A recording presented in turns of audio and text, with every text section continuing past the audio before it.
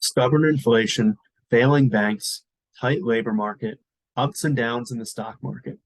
Jerome Powell and the Fed found themselves in a tough position as they met for their second meeting of the year earlier this week. My name is Colin Byrne, a client relationship manager at Advent Partners, here to provide a brief update on the market. The big focus this week was to see how the Fed would navigate conflicting interests that have developed in the past several weeks. From one perspective, they should keep raising rates because inflation is still too high and the labor market is too tight. But from another perspective, they want to make sure they don't do anything to put more stress on the banking system.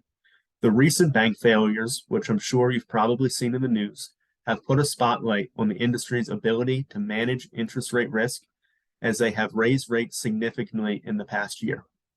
When you stop and think about it, it kind of created a no-win situation for the Fed. There was not really a right solution for them to take.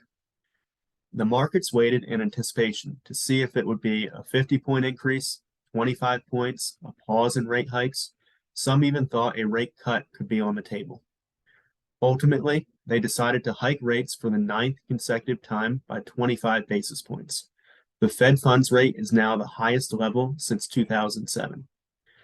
The Fed also indicated that they expect that we are near the end of the rate hikes, with potentially one more rate hike before they pause.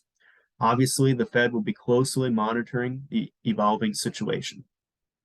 The markets, in response, have been fairly volatile, which is to be expected.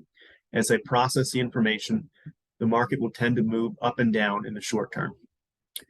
Anytime headline news comes out, it can evoke emotions of concern, fear, or doubt, or questions around if you're invested properly.